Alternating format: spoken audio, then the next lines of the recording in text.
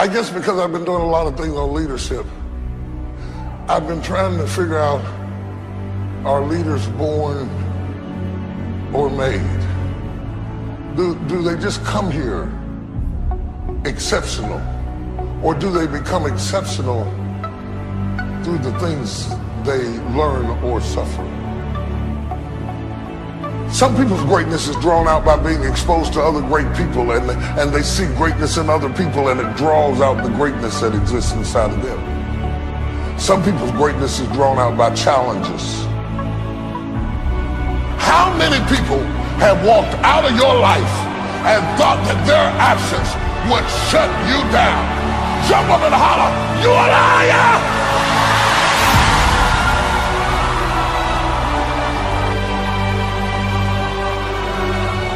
You need to abort every voice that said you can't do it, you can't have it, you can't be it, you'll never get up, you'll never survive. The devil is a lie. Abort that thing. Push it out. All of you who feel like you got it together, I got a flash for you. It takes a long time to figure life out. Give yourself some time. Stop trying to be too smart too fast.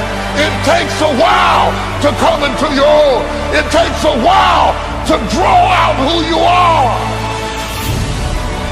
The problem with most people is you want to see your way clear before you pick it up.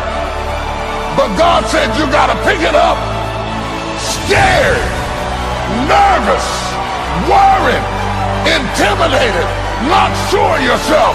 It will only turn into a rod when it's,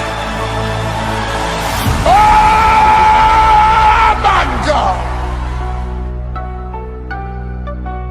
So if you're feeling small inside, it doesn't mean that you don't have a great cause.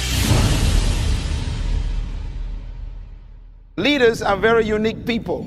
They have a very simple distinction, and that is their thinking is different. Leaders do not think like followers. Leaders used to be followers, all of them. But what made them cross the line was a certain mentality that kicked in somewhere. Something happened to them that made them think differently. And I normally call that attitudes that influence people. If you want to be an impactful personality, you have to develop certain types of thinking and perceptions that change the way you see yourself and see the world. I call this the spirit of leadership. Now, there are only two animals on the planet that the Creator identified himself with. I want you to write them down. And when I read the Bible, I was shocked to find that there are two animals that the Creator identified himself with. The first one is the eagle. The eagle.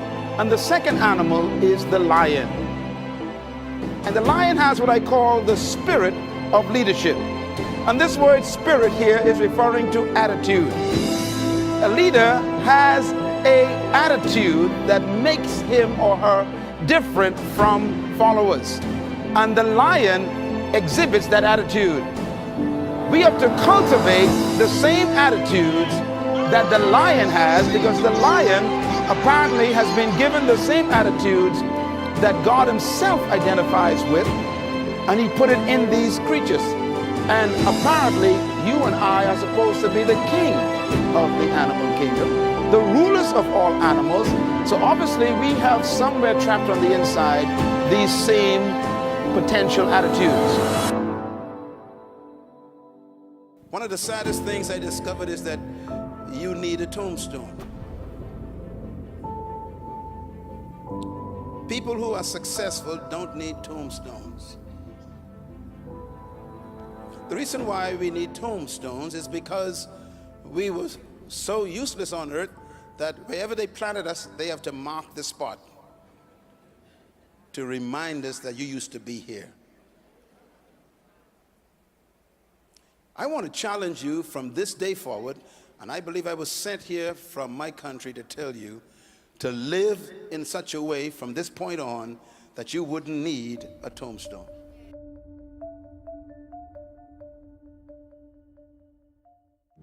Fear of the next level, fear of taking the lead, fear of going forward. Now, I want to talk about some things with fear. I want to talk about two different dimensions of fear that I want you to understand before you take the lead. I want to talk about the fear of failure.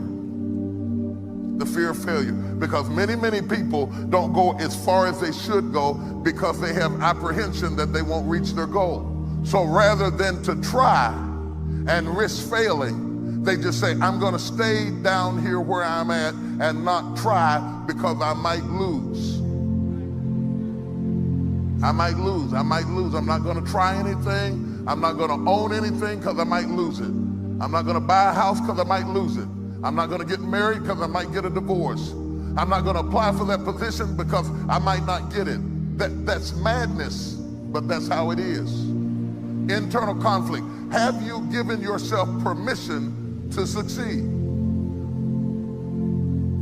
Or are you so intimidated by the fear of failure that you don't try? On the other side of it is the fear of success. Being afraid that you will reach your goal, but some disaster may result. These are mixed emotions. I want it, but I don't want all the stuff that comes with it. I don't want to deal with all the problems that come with it. I don't want to deal with all the disasters. I don't want to deal with the pressures that come with it. I can't handle it. I'm going to stay on this lower level. And when you do that and you reject God's opportunity, you are left with nothing but the hope of magic. Magic is when I'm just going to stay down here where it's comfortable, but some kind of magical way I'm believing that I'm going to get a blessing up here while I'm staying down here. You can't do it. It's like believing God that you're going to get pregnant and not gain weight. I want the baby, but I don't want the pregnancy. I don't want the weight. I don't want the stretch marks. I don't want to throw up in the morning. No, all of that goes along with the process. And if you will allow anyone, anything, any voice on the inside to talk you out of this moment, you will forfeit it and be stuck washing your nets when there's a great drought of fish waiting you if you have the courage to believe.